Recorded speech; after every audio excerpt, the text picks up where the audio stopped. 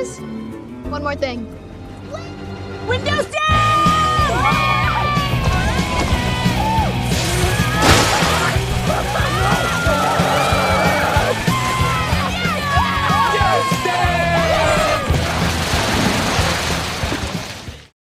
Halo semuanya, kembali lagi bersama gue Orin di Film Bagusku. Kalau kamu sedang mencari film keluarga yang pasti menyenangkan dan tidak membosankan untuk ditonton, gue rekomendasikan film yang satu ini untuk kalian semua. Film yang dibintangi oleh Jennifer Garner ini berjudul Yes Day.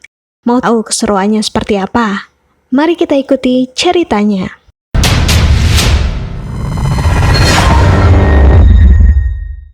Allison dan Carlos Torres adalah pasangan suami istri yang telah cukup lama menikah. Mereka dikaruniai 3 orang anak, yaitu Katie, Nando, dan Ellie. Ketika pertama kali bertemu, keduanya suka berpetualang dan akan selalu mengatakan iya untuk semua hal.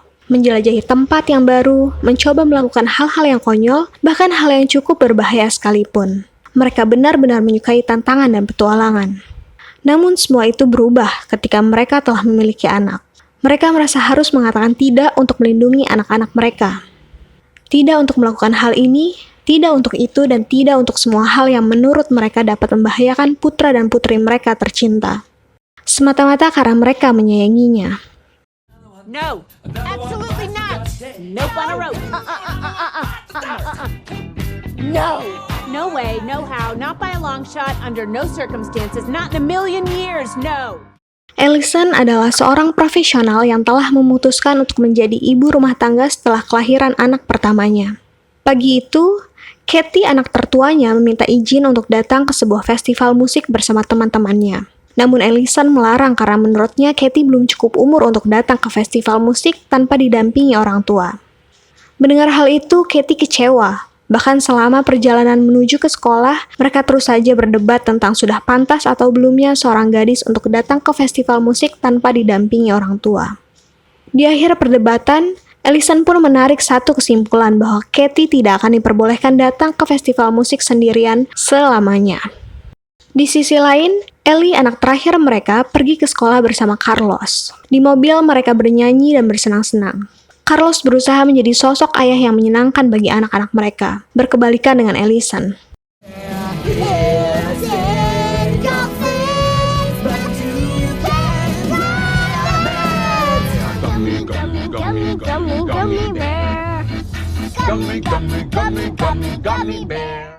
Carlos sendiri adalah seorang profesional yang bekerja di perusahaan teknologi.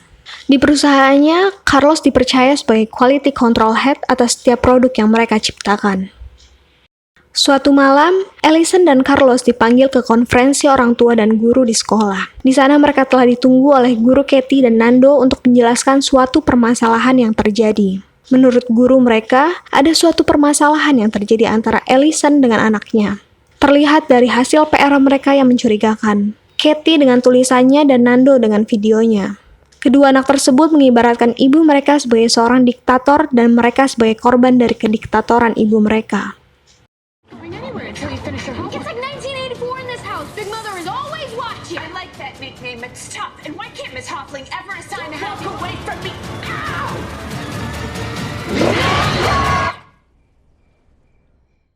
Melihat hal itu, Allison terlihat sedih dan frustasi karena anak-anaknya menganggap dirinya sebagai seorang diktator dan tidak menyenangkan.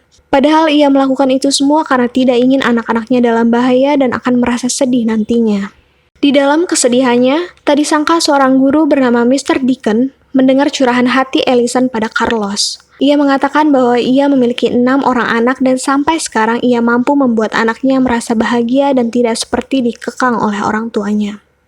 Ia menyarankan Allison dan Carlos memberikan 1 hari penuh kepada anak-anak mereka untuk selalu mengatakan ya pada semua permintaan mereka. Namun tetap memiliki aturan tertentu yang tidak boleh dilanggar.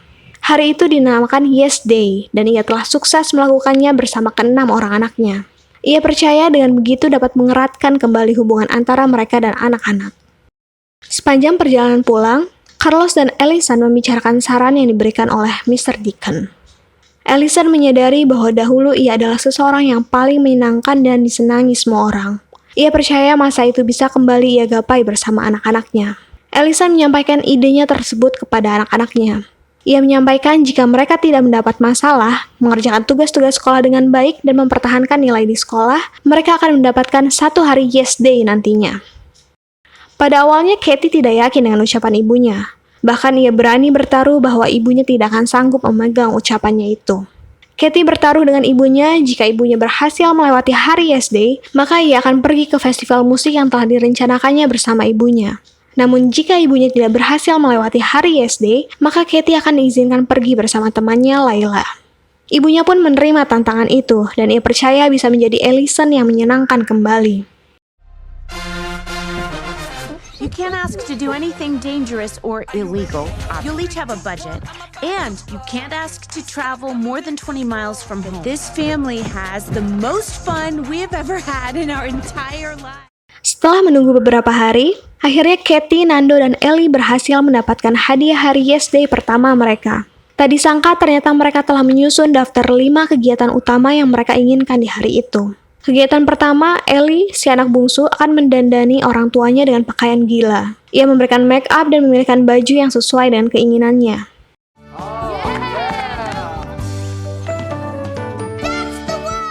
Selanjutnya, mereka pergi ke sebuah restoran Korea untuk memesan semangkuk besar es krim seharga $40. Es krim tersebut menjadi gratis jika mereka bisa memakan semuanya hanya dalam 30 menit.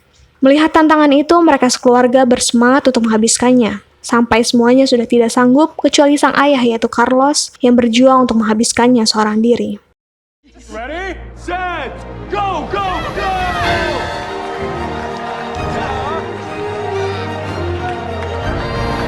Ellie! Oh!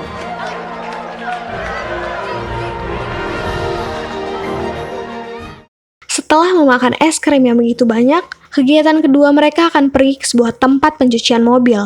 Sesampainya di sana, tak disangka ternyata anak-anak meminta untuk menurunkan jendela mobil dan ikut mandi bersama mobil mereka. Tanpa bisa menolak, Allison dan Carlos menurunkan jendela mobil dan mereka pun benar-benar mandi bersama mobil mereka. Seluruh bagian mobil pun basah dan mereka pun bersiap ke kegiatan berikutnya.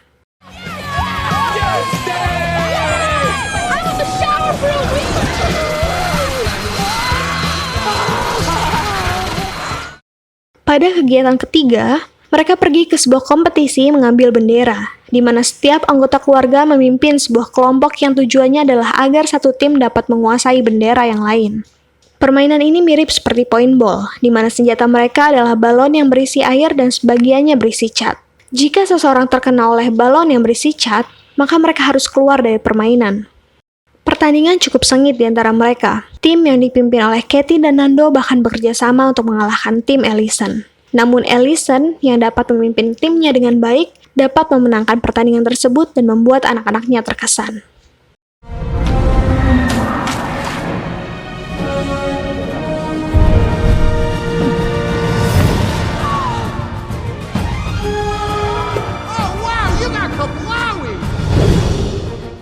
Acara keempat yang akan mereka lakukan adalah perjalanan ke Six Flags Magic Mountain, sebuah taman bermain yang memiliki banyak sekali wahana menyenangkan di dalamnya. Di sana mereka menaiki roller coaster dan beberapa wahana menarik lainnya.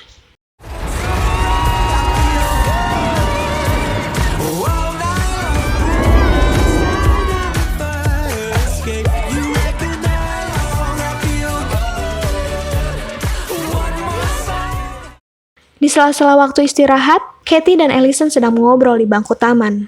Katie yang hendak membeli permen kapas tidak sengaja meninggalkan handphonenya di bangku tersebut. Tak sengaja Allison membuka dan melihat isi percakapan Katie dengan temannya Layla, di mana Layla akan mempertemukan Katie dengan seorang pria di festival musik yang akan mereka datangi nantinya. Ketika Katie kembali, Allison mempertanyakan percakapan yang ada di handphone tersebut. Katie yang tak terima sangat marah kepada Allison dan mengatakan bagaimanapun juga dia akan tetap datang ke festival musik itu tanpa Allison di sampingnya. Allison kembali merasa sedih dan kecewa dengan apa yang telah terjadi. Ia tidak ingin melukai hati anaknya dan menjadikannya sosok ibu yang tidak menyenangkan. Di tengah kesedihannya, ia melihat sebuah wahana permainan dengan sebuah boneka gorila merah muda sebagai hadiahnya. Ia berambisi untuk memenangkan hadiah tersebut karena ia tahu Katie sangat menyukai boneka gorila muda tersebut sewaktu ia masih kecil. Di sana Allison tak sendiri, ada seorang wanita lain juga yang menginginkan boneka tersebut. Mereka pun bersaing. Dan meskipun Allison menang, wanita tersebut tidak terima. Terjadilah keributan dan perkelahian antar mereka sampai keduanya digiring ke kantor polisi untuk dimintai pertanggungjawaban. Freaking sniper, okay? No, you're not. I want the gorilla! No! Child suburban stalker, Mom! No! That's my wife! No! Lady, please, no! Don't talk to me about me! Where is that woman? No, honey, You'll never have... Selama Allison dan Carlos ditahan beberapa saat di kantor polisi, Katie, Nando, dan Ellie asyik menunggu dan bermain dengan seorang polisi yang baik hati. Tak lama setelah itu, Katie mengajak adik-adiknya untuk pergi dan meninggalkan orang tua mereka di kantor polisi. Di luar, Layla dan saudara perempuannya telah menunggu untuk menjemput mereka. Kembali ke ruang tahanan, setelah hasil penyelidikan kamera pengawas keluar, memang benar Allison lah yang memenangkan hadiah boneka tersebut dan mereka pun dibebaskan. Senang dengan pembebasan itu, mereka dikagetkan anak-anak mereka sudah tidak berada di kantor polisi tersebut. Mereka panik karena baru kali itulah anak-anak mereka menghilang entah kemana dan tanpa pengawasan. Polisi di sana menemukan daftar kegiatan utama mereka yang tak sengaja ditinggalkan anak-anak. Dan ternyata acara utama yang akan mereka lakukan adalah sebuah pesta kutu buku. Allison dan Carlos langsung menyadari bahwa pesta itu pasti dilakukan di rumah mereka, yang mana itu merupakan pesta bagi teman-teman sekolah anak mereka. Carlos akan langsung pulang ke rumah dan menghentikan pesta tersebut, namun Allison menuju ke festival karena ia tahu Katie pasti akan ke sana malam itu.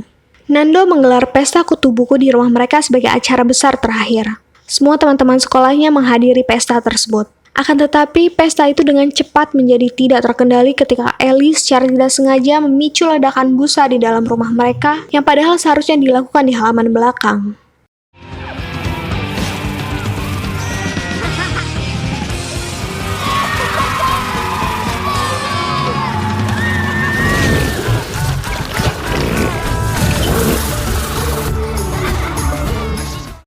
Sementara itu, Katie yang telah datang ke festival musik bersama temannya diajak untuk masuk ke sebuah tenda di belakang barisan penonton. Katie menyadari ada suatu hal yang tidak benar dengan temannya. Ia tahu jika ia masuk ke tenda itu akan diperlakukan tidak baik, apalagi ada beberapa pria yang baru ia kenal di sana. Katie menolak ajakan Layla dan ia pun ditinggalkan sendirian di tengah festival.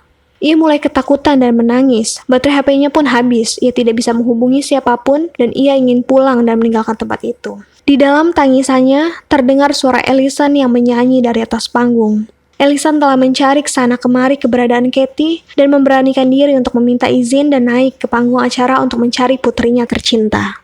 Tak lama setelah itu, mereka kembali bertemu. Allison dan Katie pun akhirnya berdamai. Katie akhirnya memahami kekhawatiran ibunya dan hal itu karena ibunya sangat menyayanginya. Di tempat lain, Carlos tiba di rumah dan melihat rumah sangat berantakan, busa di mana-mana dan banyak perabotan rumah yang pecah. Ia memaksa pesta untuk dihentikan dan meminta anak-anak di sana untuk membantunya membersihkan kekacauan yang telah mereka buat. Pada saat hari SD hampir berakhir, Ellie membuat satu permintaan terakhir. Ia meminta mereka semua menghabiskan malam bermain game sebagai sebuah keluarga di dalam sebuah tenda di halaman belakang rumah. Namun ketika tengah asik bermain, bom busa yang sebelumnya Nando buat untuk acara mereka meledak dan kembali mengacaukan seluruh isi rumah. Tamat, film keluarga yang menyenangkan. Orang tua pasti menginginkan semua hal yang terbaik bagi anaknya. Untuk itu, sebagai seorang anak, kita harus belajar memahami maksud dari orang tua dan belajar untuk bersikap dewasa dalam mengambil tindakan. Terima kasih dan dadah!